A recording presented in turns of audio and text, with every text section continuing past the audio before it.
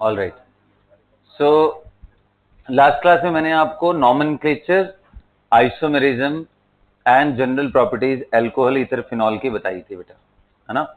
तो आज की क्लास में अल्कोहल के रिएक्शन से स्टार्ट करते हैं कि अल्कोहल किस तरह के रिएक्शन शो कर सकता है। बहुत ध्यान से सुनना है, एक एक बात को रीजन के साथ कनेक्ट करते हुए चलना है।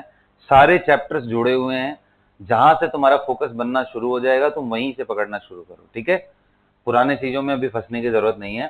तो चलो एक बात बताओ, मेरे पास अगर ये CH3CH2OH है तो मेरा पहला सवाल ये है कि बताओ बेटा, इसके अंदर रिएक्टिविटी के नाम पे तुम्हें क्या दिखाई दे रहा है? क्या OH माइनस अच्छा लीविंग ग्रुप है? बोलो, टेल मी। नहीं, क्योंकि लीविंग ग्रुप कैसे पहचानते हैं? वीकर द बेस, हाँ जी, बेस्ट लीविंग ग्रुप। क्या OH माइनस वीक बेस है? बिल्कुल नहीं, OH माइनस स्ट्रॉन्ग बेस है। OH minus, OR minus, NH2 minus second period element में फ्लोराइड को अगर छोड़ दिया जाए तो बाकी सभी के सभी क्या हैं? इनफैक्ट फ्लोराइड को भी पुअर लिविंग ग्रुप की ही कैटेगरी में रखते हैं, क्योंकि HF is also a very poor acid. अच्छा लिविंग ग्रुप कौन है? Cl minus, Br minus, I minus, sulphate, tosylate, वो सब अच्छे लिविंग ग्रुप है। समझ में आया ना? तो ये कोई अच्छा लिविंग ग्रुप नहीं है। तो सबसे पहली पॉइंट ये समझने वाली है कि बेटा डायरेक्ट न्यूक्लियोफिलिक रिएक्शन नहीं हो सकता इस पे। अगर मैं आपको बोलूं कि मैंने लिया है NaI एसीटोन लिया है, या मैंने ले लिया है सोडियम ब्रोमाइड, कुछ भी नहीं होने वाला है। क्यों?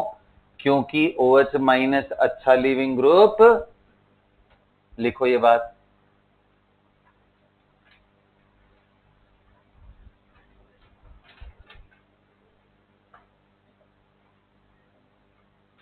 लिखो, alcohol do not undergo direct nucleophilic substitution.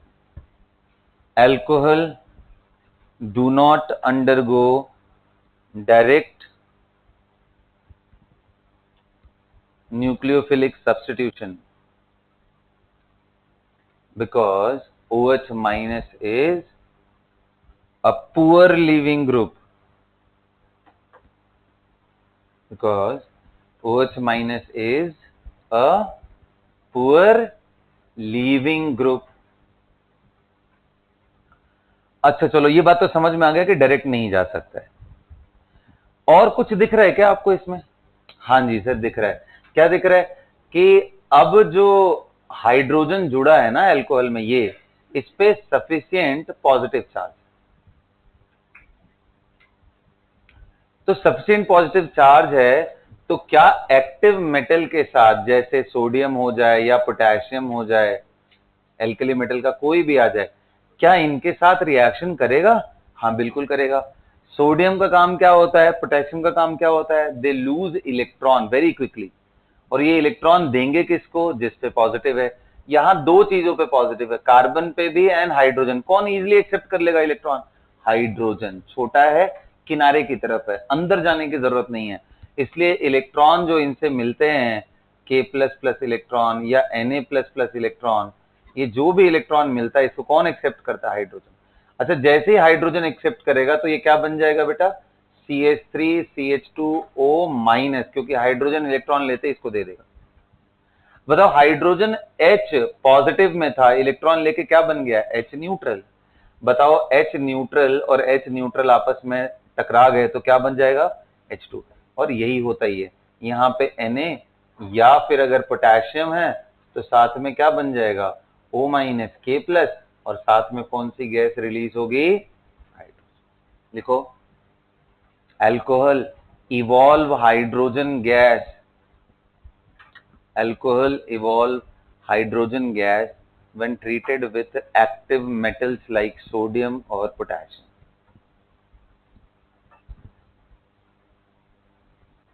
Reaction लिख लेना। डायरेक्ट, आप रिएक्शन डायरेक्ट दिखाओ। उसके बाद आपको कहानी दिखानी है तो ब्रैकेट में दिखा सकते हो। Direct reaction, this plus this will give you this. Story लिखना हो तो वो ब्रैकेट में हमेशा लिखो कि कैसे हुआ। It is releasing electron, that electron is going and attacking here, and ये डॉट बन रहा है, ये माइनस बन रहा है, ये सब कहानी नीचे लिखना है। ठीक है, पहले तो सीधा सीधा रिएक्शन लिखना है। कर लिया सबने?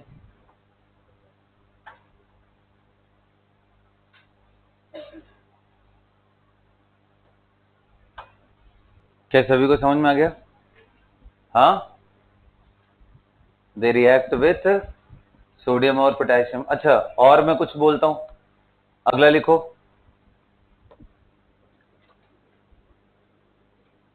अगला लिखो, ये बताओ जितने भी बेसिस स्ट्रांग है, किससे स्ट्रांग? आरओ माइनस से। अच्छा, आरओ माइनस से स्ट्रांग बेस कौन कौन से हैं? तो हमने पढ़ा था एसिड बेस, हमने पढ़ा था कि एसिडिक स्ट्रेंथ में इससे बेटर अमोनिया, और इससे बेटर कौन सा होता है? आरओ माइनस, आरओएच, और इससे बेटर एचओएच, और इससे बेटर एचएफ। क्या याद है एसिडिक स्ट्रेंथ? बोलो, क्योंकि इसमें हम क्या ध्यान देते हैं? इलेक्ट्रोनेगेटिविटी का ज्ञान। तो क्या बेसिक स्ट्रेंथ हमें नहीं मालूम? पता है यार, ये CH3 minus is tremendous base, सबसे पावरफुल। उसके बाद अच्छा बेटा ये ध्यान देना, इन्हीं के आसपास H माइनस भी होता है। H minus is equally powerful, हाँ, वो इसी इन्हीं दोनों के आसपास आता है। तो अब एक बात बताओ, ये हमारे पास ROH है, और इससे भी ज्यादा स्ट्रॉन्ग बेस, आरओ माइनस से भी स्ट्रॉन्ग बेस कौन है? NH2। तो अगर मान लो मैंने NaNH2 ला दिया, NaNH2, तो क्या प्रोडक्ट आएगा? सर, ये एसिड की तरह बिहेव करेगा, ये H प्लस यहां से यहां की तरफ ले जाएगा, क्या बन जाएगा? ये CH3 CH2O minus Na plus and ammonia बन जाएगा। अब चेक कर लो, इसमें और अमोनिया में कौन अच्छा एसिड है बताओ? ये एसिड है, ये एसिड। भाई एसिड कौन होते हैं? जो प्रोटॉन डोनर होते हैं। तो इसने प्रोटॉन डोनेट किया ना इसको। अगर मैं उल्टा देखूं तो प्रोटॉन यहां से इसको मिला तो इधर आ जाएगा। तो एसिड, ये एसिड, इन दोनों में अच्छा एसिड कौन है? ROH। अगर ये अच्छा एसिड है तो इसका ये क्या हुआ? Weak base. बोलो। अच्छा, ये अच्छा एसिड है तो ये एसिड कौन सा हुआ? खराब। ये खराब एसिड है तो इसका बेस स्ट्रॉन्ग। क्या रिएक्शन हुआ? स्ट्रॉन्ग एसिड स्ट्रॉन्ग बेस से। तो अगर आपके पास NaNH2 आ जा रहा है, या फिर कभी ऐसा आ जा रहा है सोडियम हाइड्राइड NaH, इसमें भी प्रोटॉन ट्रांसफर कैसा होगा? O माइनस Na प्लस, और बताओ यहां से H माइनस और यहां से H प्लस, दोनों मिलकर क्या बन जाएंगे? हाइड्रोजन। क्या सबको समझ में आ रहा है? तो हाइड्रोजन गैस सिर्फ अकेले सोडियम से नहीं, सोडियम हाइड्राइड से भी हाइड्रोजन गैस मिलता है। तीसरा रिएक्शन, मान लो मैंने ऐसा ले लिया और आपके सामने ग्रिग्नार्ड रिएजेंट ले लिया, CH3MgBr, क्या आ जाएगा बेटा? आंसर बताओ। क्या ये CH3 पे जो माइनस है और यहाँ पे जो पॉजिटिव है, क्या इसको निकाल लेगा? बिल्कुल, क्योंकि अभी हमने देखा है तो सबसे पावरफुल बेस होता है, तो ये निकाल सकता। तो क्या बन जाएगा? CH4, और क्या बन जाएगा? ये MgBr यहाँ प्लस है और यहाँ ये माइनस, तो प्लस CH3CH2OMgBr। क्या समझ में आ रहा है? क्लियर हो रहा है? लिखो ये बात, लिखो। Alcohol have active hydrogen present in it,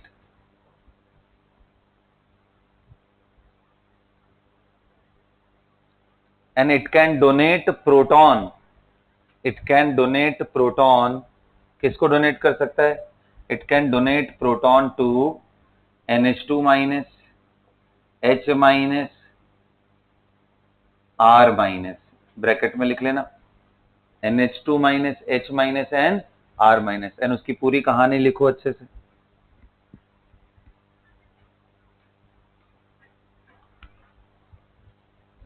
पूरी कहानी अच्छे से लिखो।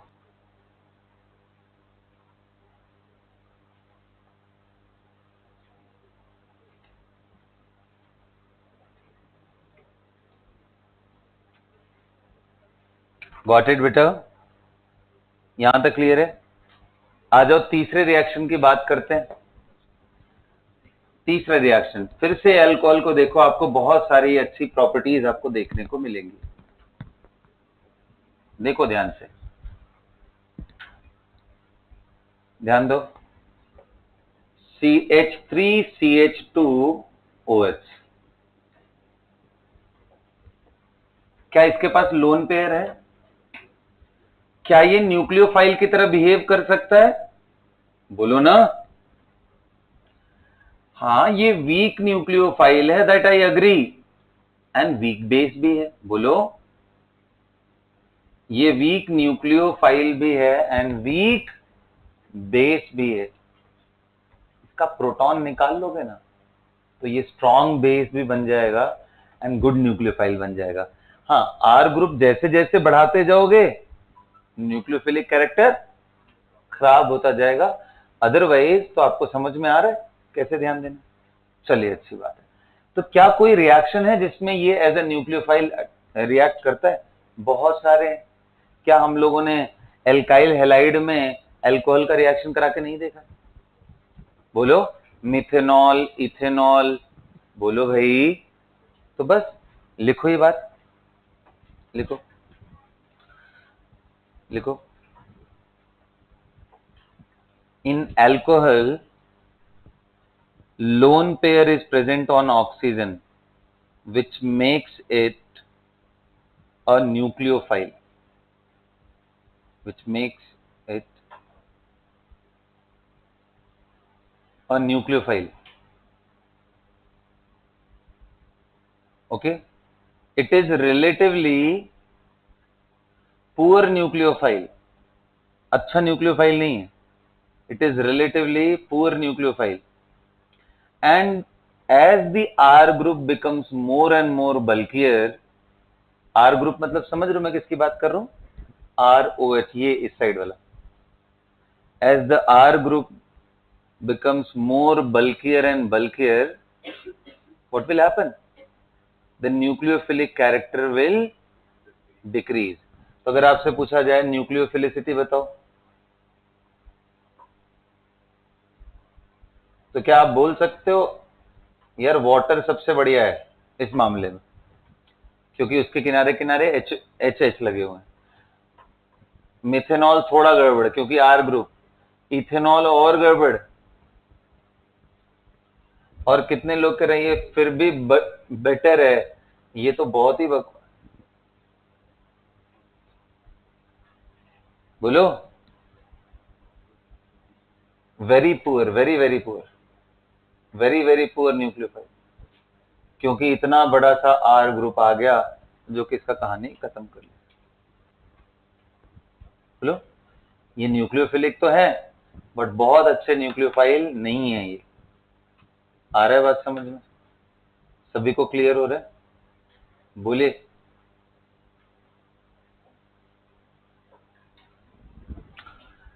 तो इनका न्यूक्लियोफिलिक रिएक्शन जब भी हम कराएंगे तो उनमें हम देखेंगे कि कहां पे लीविंग ग्रुप प्रेजेंट है। So they can act as nucleophile. तो पहला लिखते हैं, पहला रिएक्शन लिखते हैं एज ए न्यूक्लियोफाइल। बताओ, अगर मैं आपके सामने ऐसा लिख दूं CH3 CH3 CH3 OH, sorry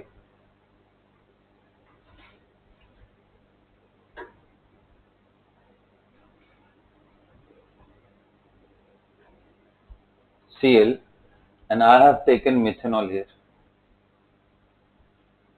and if I am not heating, अगर मैं गर्म कर दूं तो क्या आएगा? एलिमिनेशन। अगर मैं हीट ना करूं तो क्या आएगा? SN1।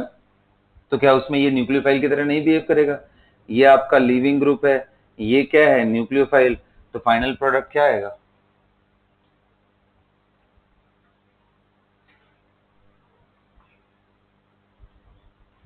भाई SN,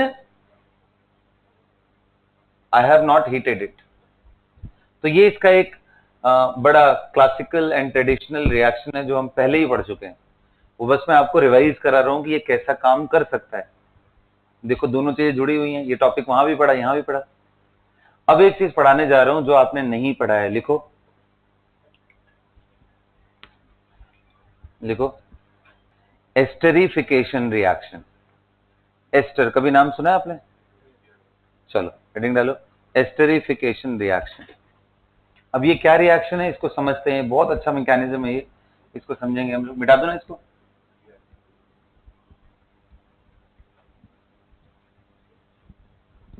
देखो नाम में ही क्लियर लिखा हुआ है, एस्टरिफिकेशन का मतलब क्या? ऐसा रिएक्शन जिसमें क्या बन रहा हो? Ester. Yes,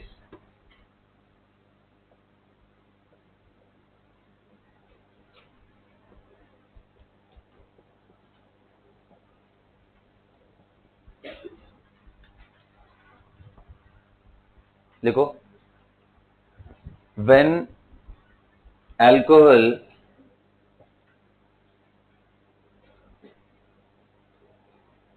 is treated with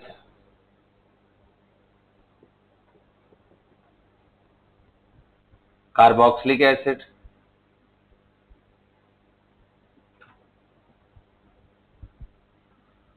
और acid chloride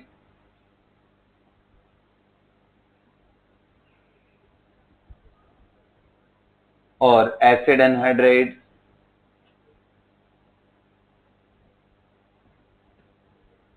it forms ester.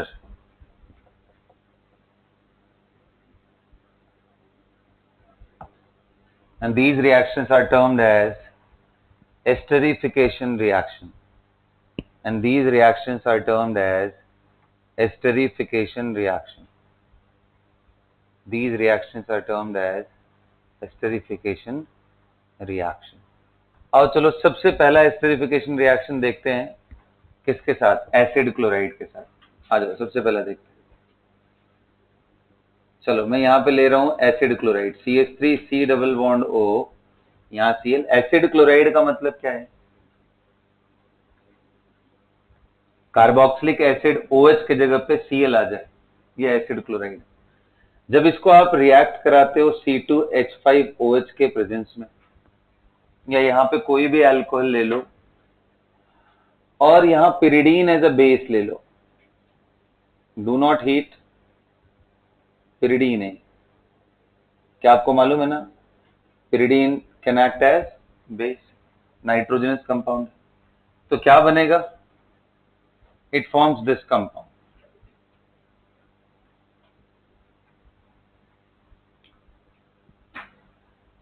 And of course it becomes pyridinium chloride.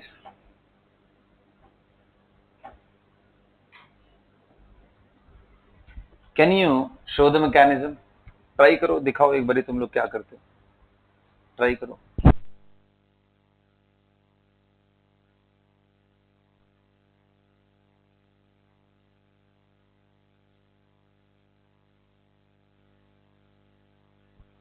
अब वैसे मुझे कम उम्मीद है कि आपने इसका मैकेनिज्म सही दिखाया होगा, बट लेट मी एक्सप्लेन। है ना, आप मैथ कराओ अगर आपने सही दिखाया है तो। हाँ करा दिया है, आओ चेक करते हैं। देखो थोड़ा सा अलग सा है मैकेनिज्म, देखो बिल्कुल बात नहीं बेटा ना, ध्यान से देखो। देखो इसमें हर एक चीज का अपना इंपॉर्टेंस है। तो ये बताओ सबसे पहले तुम्हें दिख तो रहा है लीविंग ग्रुप, लीविंग ग्रुप दिख रहा है ना? कौन सा लीविंग ग्रुप है ये? लेकिन कितने लोग कह रहे हैं इस कार्बन का हाइब्रिडाइजेशन sp3 नहीं बल्कि क्या है? sp2। तो SN2 तो नहीं होने वाला है, क्योंकि SN2 SN1 ये कहां होते हैं? sp3 सेंटर पे जब अटैच्ड हो। बोलो सही बोल रहा हूं ना? तो अब क्या होगा सर? अच्छा लेकिन अच्छी चीज हो गई पता है ऐसा होने से। क्या अच्छा हो गया? कि ये जो सेंटर है ना, इट हैज बिकम प्लेनर। ये कौन सा सेंटर हो गया? और बताओ न्यूक्लियोफाइल को प्लेनर सेंटर पे अटैक करने में प्रॉब्लम आती है या टेट्राहेड्रल सेंटर? क्योंकि वो चार चार ग्रुप है ना बेटा, एंगल कम है, तो इसलिए जब भी अंदर आएगा तो इन सबसे रिपल्शन, यहां 120 डिग्री पे है तो आने वाला न्यूक्लियोफाइल कम रिपल्शन। तो अब होगा कैसे? तो मैं एक जनरल न्यूक्लियोफिलिक रिएक्शन आपको दिखा रहा था। तो इसमें OC2H5 ले लेते हैं, ये न्यूक्लियोफाइल है ना। अच्छा, एक और चीज, अटैक कहाँ करेगा? तो देखो, जैसे मैंने आपको समझाया था सिग्मा का सिग्मा स्टार होता है, वैसे ही दो पी ऑर्बिटल जब मिलते हैं तो दो तरह के मॉलिक्यूलर ऑर्बिटल बनते हैं। एक बनता है पाई और दूसरा बनता है पाई स्टार। और पाई स्टार दोनों एटम जिनके बीच में वो ऑर्बिटल्स लगे हों, उनसे बाहर की तरफ उसके ऑर्बिटल इंक्लाइंड रहते हैं। तो कार्बन एंड ऑक्सीजन में जो पाई स्टार होगा वो इधर की तरफ इंक्लाइंड होगा। पाई तो बना ही है, कार्बन एंड ऑक्सीजन का पाई बना है ना। इसको थोड़ा और मैं सीधा कर दूं ताकि आपको अच्छे से दिखाई दे। सब प्लेन है। तो इसका जो पाई स्टार है इसमें अटैक होता है। देख, ये सिग्मा है, ये पाई है, पाई स्टार ऐसे बाहर की तरफ होगा। तो कभी पूछा जाए एग्जाम में कि कितनी डिग्री पे अटैक होता है, क्या 90 डिग्री पे? नहीं, चांस ही नहीं है। 90 डिग्री से थोड़ा इधर की तरफ। और एग्जैक्ट एंगल पूछोगे तो डबल बॉन्ड ओ से वो नियरली 107 डिग्री पे होता है। तो ये वहां अटैक करता है, अटैक करेगा। अच्छा बता, ऊपर भी लोब होगा और नीचे भी लोब होगा। देखना ये दोनों सेंटर के ऊपर भी है, नहीं तो ऊपर या नीचे कहीं से भी। तो कितने लोग कह रहे हैं? 50% ऊपर से चांस है अटैक करने का, एंड 50% किधर से चांस है? बैक साइड से अटैक करने का, यानी रेसमाइजेशन होने का चांस है। ये सुनो, अब बता, जैसे ही ये अटैक होगा वैसे ही कितने लोग कह रहे हैं ये पाई बॉन्ड टूट जाएगा। क्योंकि देख, इसमें इलेक्ट्रॉन रहा है, anti bonding. Anti bonding pi star में इलेक्ट्रॉन देगा तो पाई बॉन्ड टूटेगा। पाई बॉन्ड टूट के किसके सर पे जाएगा? ऑक्सीजन के, क्योंकि कार्बन वैसे भी 4 बॉन्ड से ज्यादा। तो ये जो पहला स्टेप है, ये नॉर्मल SN2 से तो फास्ट है, बट अगर मैं इन्हीं में डिस्कशन करूं, ये बन गया हमारा C2H5 एंड ये H, और इस पे कैसा चार्ज? पॉजिटिव। और ये क्या बन गया? O minus. अभी कितने लोग ये बोलने जा रहे हैं कि सर सेम मॉलिक्यूल में लीविंग ग्रुप के रेस्पेक्ट में इमीडिएटली बगल में ही पेयर ऑफ इलेक्ट्रॉन हो, तो ये पेयर ऑफ इलेक्ट्रॉन मिलता है और ये तुरंत एलिमिनेट हो जाता है, जैसे बीटा एलिमिनेशन होता है। वहां कार्बन हाइड्रोजन का इलेक्ट्रॉन आता था, यहाँ पे तो लोन पेयर ही। अगला स्टेप क्या हो गया? अब क्या बन गया? ये CH3 C double bond O C2H5 H N positive. क्या निकल गया बेटा? क्लोराइड आयन निकल गया ना? बोलो। अब ये प्रोटॉन को निकालना है ना। इस प्रोटॉन को निकालने में ही किसका रोल आता है? हाँ जी। तो अगला स्टेप जो है, वो अगला स्टेप यहां से, मतलब बेसिकली मैं देखो इकट्ठे सब लिख दे रहा हूं एरो बना बना करके। आप चाहो तो स्टेप बाय स्टेप ब्रेक कर सकते हो। Now it is a base, it will remove this proton, and ये रिएक्शन क्या होगा? Acid base reaction. Acid base reaction. और क्या बन जाएगा? CH3 C double bond O C2H5 और पिरिडीन के ऊपर प्रोटॉन, जिसको क्या बोलते हैं? पिरिडीनियम, और क्लोराइड वहां, पिरिडीनियम क्लोराइड। अब समझ में आया रोल क्या है? अब ये रिएक्शन क्या SN2 जैसा हुआ क्या? क्या लिविंग ग्रुप के बैक साइड से अटैक हो रहा है? बिल्कुल नहीं। अटैक कहां कर रहा है? पाई स्टार में कर रहा है, सिग्मा स्टार में कर ही नहीं रहा, तो SN2 नहीं हुआ। पहले ये ऐड हुआ, बाद में एलिमिनेट हुआ। इस रिएक्शन को एडिशन एलिमिनेशन भी बोल सकते हो, बिल्कुल उसी तरह जैसे ARSN में हो रहा था। पहले ऐड हुआ था, कार्बन आयन बना था, उसने अटैक किया तो बाहर निकल गया। Addition elimination mechanism. Okay, addition elimination mechanism.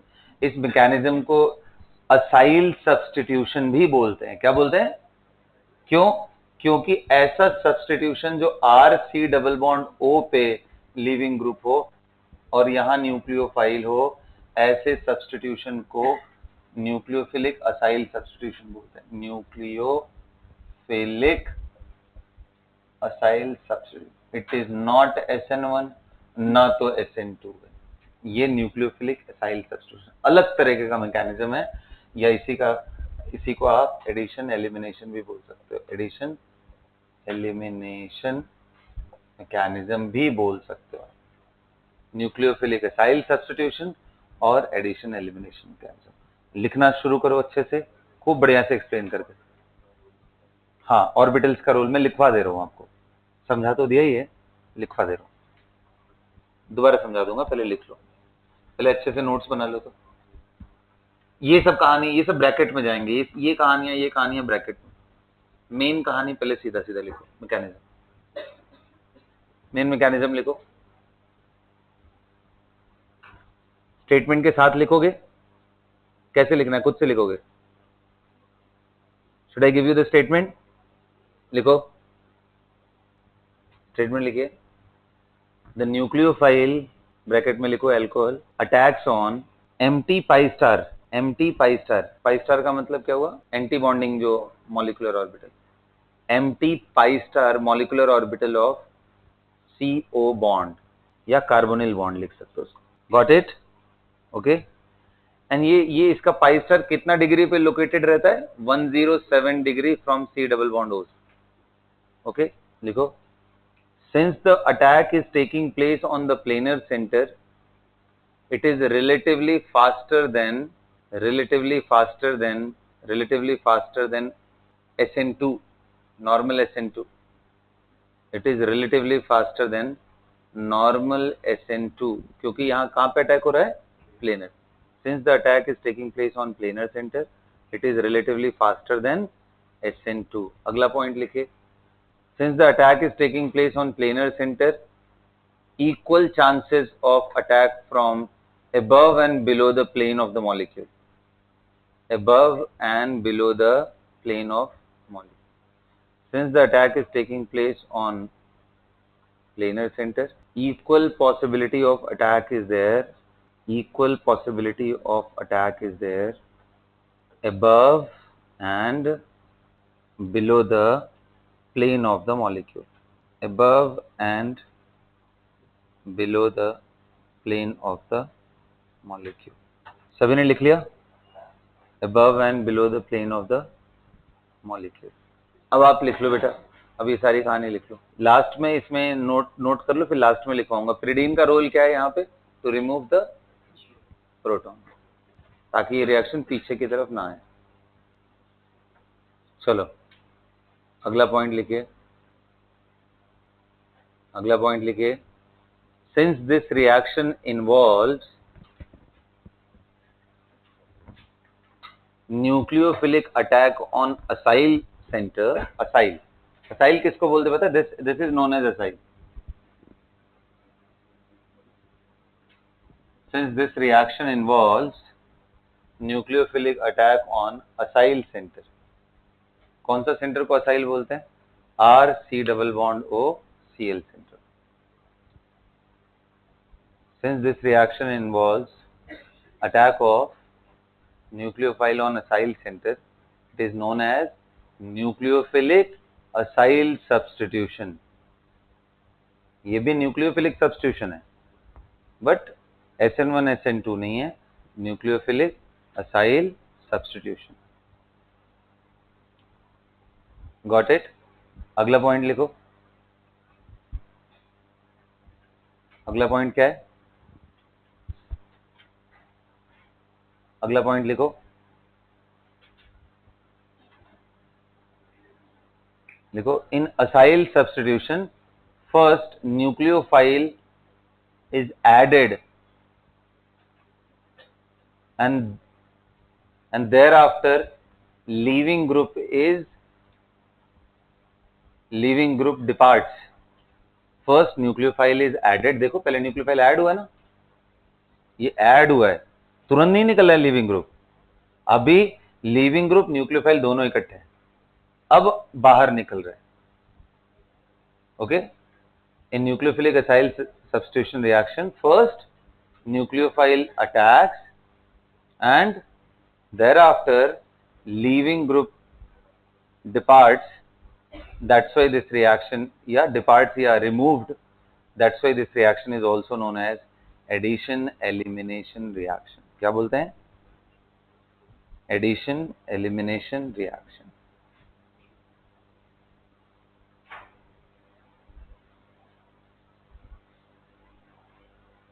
So what is the role of pyridine in this reaction? The role of pyridine is to remove the proton।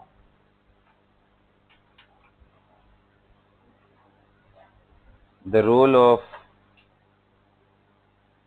to remove the proton। सभी को समझ में आ गया बेटा? तो ये तो था किसके साथ रिएक्शन, असाइल क्लोराइड का रिएक्शन अल्कोहल के साथ, जिससे आपको एस्टर बन रहा है।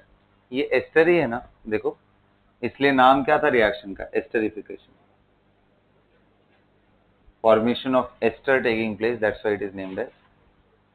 तो हमने किससे अभी एस्टर बनाना सीखा, किस चीज से, फ्रॉम एसिड क्लोराइड। अगला लिखो, formation of ester from acid anhydride, acid anhydride, formation of ester from acid anhydride. Acid anhydride किसको बोलते हैं बेटा, व्हाट इज एसिड एनहाइड्राइड, ये समझते हो सभी लोग? दिस इज एसिड एनहाइड्राइड, क्योंकि ये 2 मोल इथेनोइक एसिड के, इथेनोइक एसिड से वाटर अगर रिमूव कर लिया जाए तो ये बनता है, इसलिए इसका नाम इथेनोइक एनहाइड्राइड।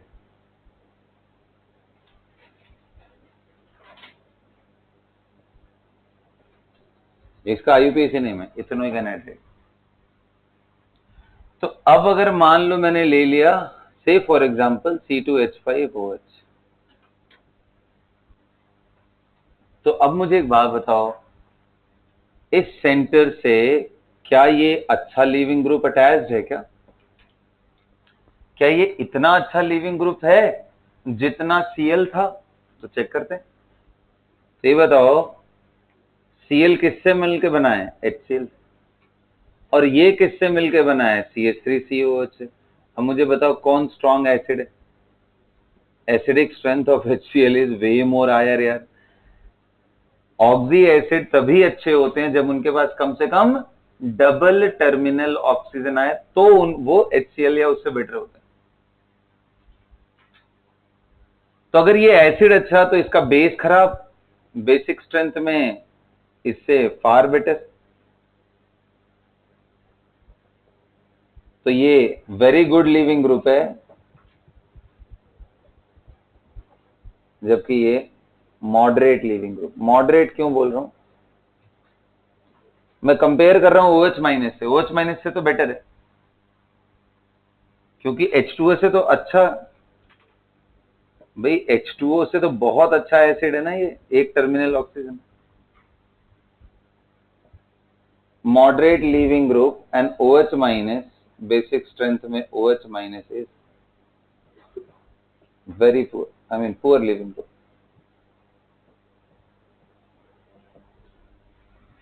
तो अब कहानी ये आती है कि क्योंकि ये इतना अच्छा लीविंग ग्रुप नहीं है, तो इस रिएक्शन को कैटलाइज करने की जरूरत है, थोड़ा बहुत कैटलिस्ट डालना पड़ेगा।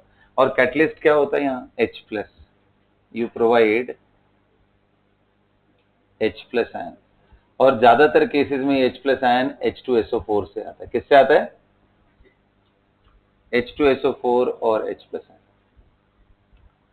जब आप H+ आयन प्रोवाइड करते हो तो ये वापस से अल्कोहल इस पे अटैक करके ये बन जाएगा OC2H5 और C2, सॉरी, दूसरा पार्ट क्या बन जाएगा, ये लीव करके O माइनस बनता, बट सॉल्यूशन में एसिडिक मीडियम है तो ये OH। So this forms this. Reversibility मैंने दिखाई इस रिएक्शन में, देखो ध्यान से, मैंने रिवर्सिबिलिटी दिखाई, मतलब ये रिवर्स भी आ सकता है, ठीक है। अब इसके प्रोडक्ट में एक एस्टर बन रहा है और दूसरा क्या बन रहा है, कार्बोक्सिलिक एसिड। लिखो, लिखो, एस्टर्स आर, सॉरी क्या, acid anhydrides are less reactive, acid anhydrides are less reactive as compared to acid chloride towards nucleophilic acyl substitution, towards nucleophilic acyl substitution. Acid anhydride are less reactive as compared to acid chloride, sorry, हाँ जी, acid chloride, acid chloride, got it. उसके बाद क्या लिखा है? Towards nucleophilic acyl substitution, towards nucleophilic acyl substitution. That's why this reaction needs to be catalyzed by H plus ion. This reaction is catalyzed by H plus ion.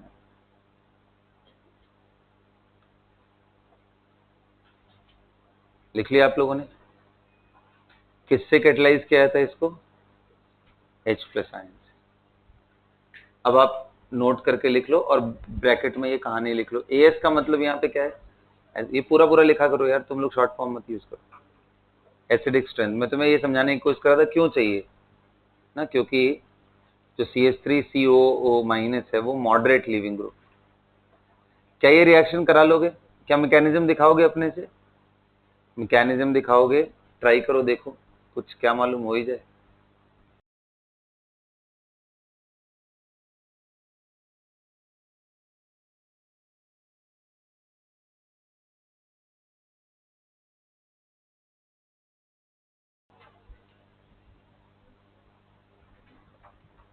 हाँ जी, आइए देखते हैं।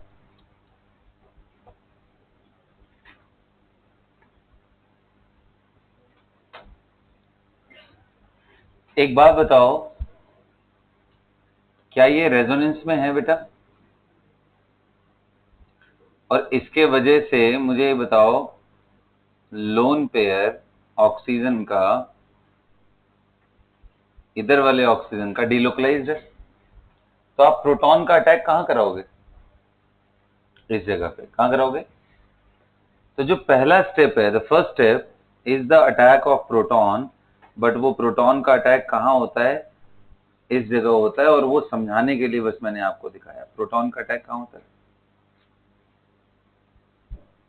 अब ये माइनस आता तो यही अटैक करता, तो मैं यहां पे दिखा रहा हूं। कोई प्रॉब्लम? रिवर्सिबल है। ऐसा करने से क्या हो जाएगा? ऐसा कर लेने से क्या हो जाएगा? Now this will become a better leaving group. जो पहले मॉडरेट था अब अच्छा हो जाएगा, क्योंकि अब माइनस नहीं निकल के आएगा। तो अब अटैक देखो, ये इस पूरे चीज को आप ऐसे समझो, this equal to CH3C double bond O leaving group. क्या समझ गए क्या? अब तुम न्यूक्लियोफाइल का यहां अटैक करा दो। Next step will be CH3C double bond O, मैं यहां लीविंग ग्रुप लिख दे रहा हूं। कोई प्रॉब्लम किसी को? वेर यहां पे लीविंग ग्रुप का मतलब क्या है? C double bond O, OH and CH3 अपना पेयर ऑफ इलेक्ट्रॉन लेके जब जाएगा तब। ठीक है, अब बताइए यहां पे कौन अटैक करेगा? वही यार जो अभी तक हम कराते हैं। कहां पे अटैक करेगा आपको मालूम है? 5 स्टार पे। ये ऊपर जाएगा, ऊपर जाने के बाद कैसा इंटरमीडिएट बन गया? टेट्राहेड्रल। और हमें पता है टेट्राहेड्रल इंटरमीडिएट बहुत क्राउडेड होते हैं, इसलिए तुरंत का तुरंत ये क्या होगा? ये वापस आएगा और लीविंग ग्रुप निकल जाएगा।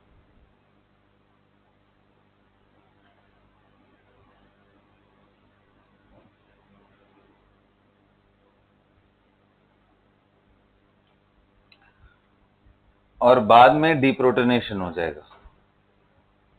इस प्रोटॉन को कोई भी एसिटिक एसिड में निकाल सकता है। So after deprotonation, after deprotonation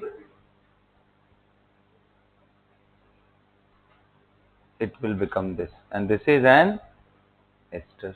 वही तो बना है this way। क्या सभी को समझ में आ गया? Got it? तो जो प्रोटॉन का काम है वो किस चीज का काम है? To activate the molecule. Did you understand that? बोलो, इसको लिखो जल्दी जल्दी, अच्छे से लिखो।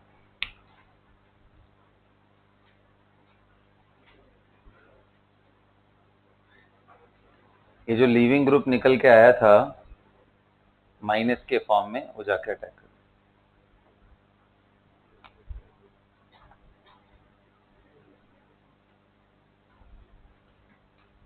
ये पूरा का पूरा लीविंग ग्रुप था ना, तो वो पे पॉजिटिव है।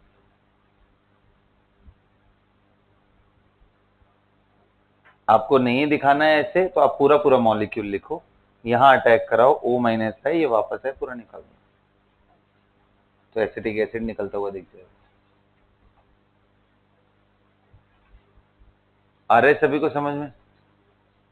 तो ये एस्टरिफिकेशन रिएक्शन किसके साथ था? Acid anhydride. तीसरा लिखो। हाँ बस खत्म, तो बस लिखवा देना है। लिखो, एस्टरिफिकेशन रिएक्शन विथ, मिटा दूं, एस्टरिफिकेशन रिएक्शन विथ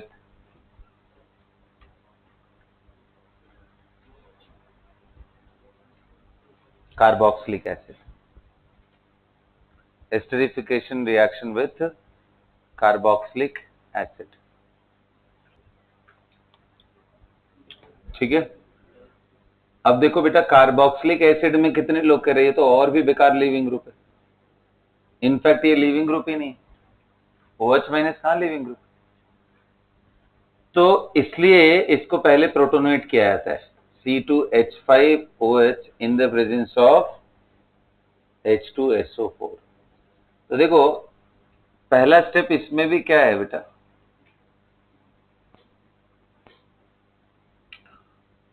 ये प्रोटॉन ले करके सबसे पहले ये इस फॉर्म में कन्वर्ट होता है।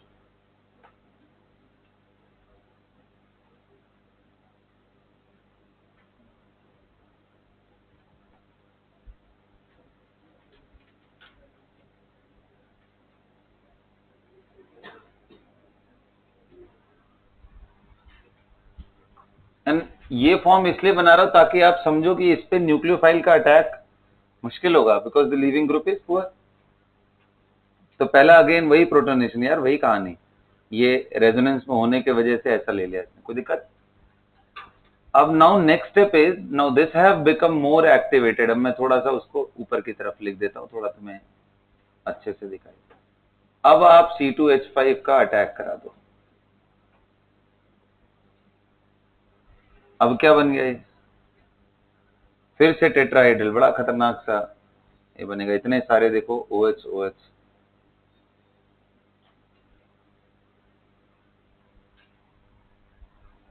और अभी कितने लोग कह रहे हैं कि सर अब एक काम करो, प्रोटॉन ट्रांसफर। क्योंकि प्रोटॉन ट्रांसफर क्यों करा रहा हूं, ये बड़ा फास्ट होता है प्रोटॉन ट्रांसफर। ऐसे भी एक OH से दूसरे OH पे आराम से जा सकते हो, क्योंकि हर ऑक्सीजन के पास वही कैलिबर है इलेक्ट्रॉन लेने, थोड़ा बहुत माइनर डिफरेंस है बस। यहां से उठ के जैसे ही दूसरे पे गया प्रोटॉन ट्रांसफर होकर के, वैसे ही कितने लोग कह रहे हैं it will become a leaving group. ये सुनो, और बगल में लोन पेयर भी है, ये तो अच्छा कैटायन भी बना देगा। तो कितने लोग कह रहे हैं कि ये बन जाएगा सर, ये carbocation is very good carbocation.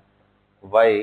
Because it is stabilised by lone pair, so many lone pairs are there, जो कि तुरंत डोनेट। अब इसको डोनेट कर दो, क्या बन गया ये? Double bond OH।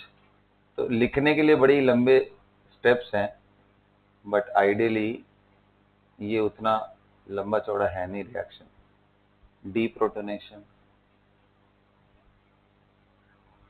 और क्या बन गया ये? CH3 C double bond O C2H5। Of course this reaction is what?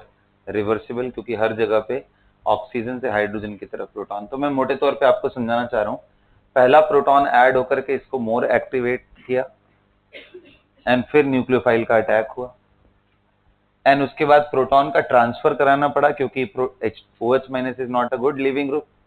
अब प्रोटॉन ट्रांसफर हुआ, H2O बना। अब ये आराम से टूट सकता है बॉन्ड, ये टूट गया, क्योंकि ये कार्बोकेटायन स्टेबल कार्बोकेटायन। ये स्टेबल कार्बोकेटायन, और एक बार ये बन गया तो उसके बाद आपको ये मालूम है डिहाइड्रेशन, सॉरी डीप्रोटोनेशन करा के स्टेबलाइजेशन। आप एक चीज गौर किए क्या कि जो इसका ऑक्सीजन है अल्कोहल का, ये परमानेंटली इसके साथ अटैच हो गया, देखो O2 से, और जो ये OH है ये पूरा का पूरा चला गया। इसलिए इस रिएक्शन को कई बार ऐसे दिखाया जाता है, ऐसे दिखाते हैं इस रिएक्शन को कि ये ऐसा रिएक्शन हो रहा है जिसके अंदर कार्बोक्सिलिक एसिड OH दे रहा है और अल्कोहल अपना H दे रहा है। मतलब ऐसा प्रिटेंड करते हैं जैसे इस रिएक्शन में अल्कोहल एसिड की तरह बिहेव कर रहा है और एसिड बेस की तरह बिहेव कर रहा है। ये OH दे रहा है ना, ये H दे रहा है, बट आप समझ रहे हो ऐसा क्यों हो रहा है, क्योंकि यही न्यूक्लियोफाइल बन के अटैक कर रहा है, तो इसका ऑक्सीजन तो चिपक जाएगा ना, ये नहीं निकलने वाले, और लिविंग ग्रुप इनको बनना पड़ रहा है तो ये निकलेंगे। ठीक है, तो this is very very interesting. कभी कभी आइसोटोपिक इफेक्ट लगा के देता है क्वेश्चन, जैसे मान लो इसमें लिख देगा O18, पूछेगा वो O18 कहाँ गया, मान लो ये मैं O18 बोल दूं तो 18 कहाँ गया, यहाँ पे गया, H2O में वो नहीं है O18। तो अल्कोहल का जो ऑक्सीजन है वो एस्टर का O पार्ट बन करके चिपका रहता है। Got it? That's what I meant by that. So that's all for the reaction esterification। बेटा अगली क्लास में इसके SN1 SN2 E1 E2 के रिएक्शन देखेंगे।